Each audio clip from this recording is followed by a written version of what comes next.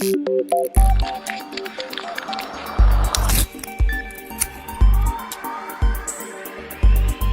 bem, pessoal, estamos aqui de volta para mais uma aula e desta vez a gente vai falar sobre esse tema de autorização, permissão e concessão de serviços públicos, tá certo? Esses são temas importantes para você saber diferenciar, entendeu? Porque em prova é muito comum esse tipo de questão que confunde, né, os institutos de concessão, permissão e autorização. Mais comum você vê, né, confundindo concessão e permissão. A autorização não é muito, né, não aparece tanto em prova quanto essas duas. Primeiro porque não está na lei, né? A lei 8987 não fala de autorização, fala apenas de concessão e permissão. Se você quiser dar uma olhada, você vai ver os conceitos lá no artigo 2º da lei, tá bom? Deixa eu botar aqui, né? Da lei 8987 de 95, tá certo? E você vai achar esses conceitos lá. Conceito de concessão, concessão precedida de obra pública e permissão. Então vamos começar pelo conceito de concessão, né? Que é o que a gente vê aqui e é o que mais aparece em prova, é o que é mais cobrado, é o que é mais comum, né? O que é a concessão? A concessão é a delegação de um serviço público para que um terceiro, um particular, exerça esse serviço, execute esse serviço por sua própria conta e risco. Você vai lembrar que parece um pouco, né? Lembra um pouco a concorrência, né? A modalidade de licitação concorrência. Não é à toa. De fato, a concessão e a concorrência guardam certas semelhanças. No vulto, tá certo? Que nos dois casos é grande vulto. E uma série de outras especificações que a gente não vai entrar em detalhe agora, mas vocês vão perceber. Primeiro, em relação à concessão, são formas de delegação, como a gente já viu aqui em cima. Tá bom? No caso da concessão, ela é uma delegação que ocorre sempre por licitação e sempre na modalidade concorrência. Esse é um dos pontos fundamentais de diferenciação na sua prova da concessão, e a permissão. Se você está na dúvida se aquilo que está apresentado na prova é uma concessão ou uma permissão, verifica se tem essa indicação. Se tiver indicado que aquela delegação tem que ser feita por licitação, necessariamente na modalidade concorrência, esquece, não é permissão mais, é a concessão, pode marcar com segurança que você está certo. Beleza? Outra característica que faz a diferença em relação à permissão, por exemplo, é que a concessão é um ato vinculado, bilateral, porque se trata de um contrato, oneroso e intuito personae. O que significa ser intuito personae? Também isso aqui você vai achar nos livros. Isso aqui como uma característica que é o seguinte, ele é um contrato personalíssimo. O que significa o contrato ser personalíssimo? Significa que apenas aquela pessoa que estava durante a licitação como o executor, no caso aqui do serviço público, só ele pode de fato executar o contrato, cumprir o contrato. Tudo bem? Ou seja, se você está falando de uma coisa que é intuito personae, você, via de regra,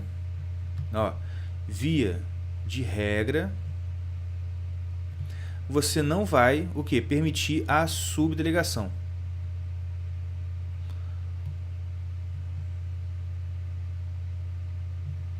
Como assim subdelegação, professor? Muito simples. A pessoa que está exercendo o serviço público, ela já está exercendo por delegação, né? Ela já foi delegada a ela a execução de determinado serviço. Se ela pega essa delegação que ela recebeu e dá para uma outra pessoa, trata-se de uma delegação da delegação. Ou seja, é uma subdelegação. Ou uma subconcessão também, como a gente está falando de concessão aqui. Tudo bem? Isso, via de regra, não pode acontecer. Não pode. É proibida ou não é permitida a subdelegação. E por fim, última característica importante que a gente saber em relação a isso aqui é que a sua retomada antecipada, por exemplo, por meio da incampação, pode, não irá sempre, mas pode ensejar indenização, tá certo? Dependendo do caso, se você pode ser obrigado a indenizar, tá certo? Aquele particular, se o Estado retoma o serviço de uma hora para outra. Tudo bem? E por que isso? Porque a concessão, ela tem esse caráter de ser estável, tendente à permanência, vamos botar assim.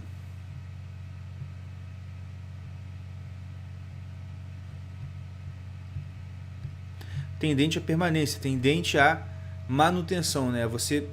A concessão, ela, uma vez que ela é dada, como ela é ato vinculado, você não pode, a administração não pode, a seu bel prazer, e retomar. Opa, perdão. Bateu aqui. Não pode retomar o serviço, porque a pessoa cumpriu o requisito, recebeu lá. É ato vinculado. Tudo bem? É estável, é firme. Diferente do que acontece com a permissão. Olha só. A permissão, ela é um ato precário. O que significa ser um ato precário? Quer dizer que... Deixa eu botar para cima para não aparecer outro ponto ali. Ato precário significa que é um ato que pode ser revogado a qualquer tempo. Tudo bem? Ele pode ser... Nossa, qualquer ficou horrível, né? Ele pode ser revogado a qualquer tempo. Beleza? Você não tem uma segurança de permanência, uma tendência à permanência com relação àquele contrato. Você recebeu, e como você recebeu, assim como você recebeu, você pode perder. Beleza? Uma observação aqui importante. Quando a gente fala de permissão, eu coloquei aqui, para doutrina é ato administrativo. Isso aqui vale quando a gente está falando da permissão de uso de quê? De bem público. Mas existe também, para a Lei 8987, um contrato, que é o contrato de permissão de serviço público. É importante fazer essa diferenciação. Você pode ser permissionário de um bem, ou melhor, você pode ter a permissão de uso de um bem, ou você pode ter permissão de execução de um serviço público. É o que mais acontece. Empresa de ônibus, de trem, táxis, salvo engano, pedágio também, em alguns casos. Várias situações você tem a permissão de serviço público. Ela também é feita mediante licitação, só que ela pode ser por outra modalidade que não seja concorrência. Só é obrigatória a concorrência na concessão. Na permissão não precisa. E, como a gente viu, é um ato precário. Tudo bem, minha gente? E lembrando também que existe a permissão de uso do bem público e a permissão de serviço público. O que a gente está estudando aqui é a permissão de serviço. A parte de permissão de uso, assim como a concessão de uso, é estudada lá quando a gente fala de bens públicos. Tá certo? Beleza. E, por fim, a autorização. A autorização, como ela não está prevista na Lei 8987, ela não tem natureza contratual. Ela é um ato administrativo negocial. O que significa isso?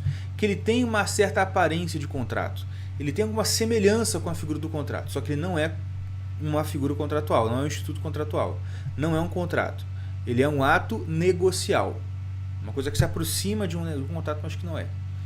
E sendo um ato negocial, um ato administrativo negocial, ele é unilateral, não é bilateral. É discricionário e precário. Tudo bem? A permissão ela também é vinculada, só que ela é precária. A autorização, perdão, ela é discricionária e precária. Tudo bem? Discricionário. Você vai avaliar para a concessão da autorização aquele binômio que você já conhece: conveniência e oportunidade. Ou seja, você vai avaliar se vale a pena dar aquela autorização, se é conveniente dar a autorização, dentre outras coisas. E precário, como a gente já falou, é que ele pode ser revogado a qualquer tempo. O particular executa a sua atividade em seu único interesse, mas que se submete ao poder do Estado, a poder de polícia do Estado, e, portanto, precisa de autorização para ser exercida. Um exemplo que a gente costuma dar é a sua carteira nacional de habilitação. Professor, mas aqui está dizendo que é permissão de dirigir. Então, a permissão, por exemplo, não sei onde você mora, mas aqui no Rio, pelo menos quando eu tirei, funcionava assim. Você no primeiro ano, tá certo? Que você tinha tirado sua carteira, você não tinha ainda a permissão, você tinha assim a autorização para dirigir. E se você cometesse uma infração muito grave, acontecesse uma coisa durante esse primeiro ano, você tinha então isso revogado, você tinha essa licença, essa autorização, ela era retirada de você. E se passar um ano, e não acontecer nada demais, essa autorização ela se transforma numa permissão de dirigir, e com mais tempo então de validade. Ou seja, olha só, dirigir um carro não é interesse público, não é interesse de utilidade pública, é seu interesse, tá certo? Mas para fazer isso, para exercer o direito de dirigir, você tem que ter o documento. É uma barreira estatal. Outro exemplo é o fechamento, isso também acontece bastante. Fechamento de ruas para festas locais.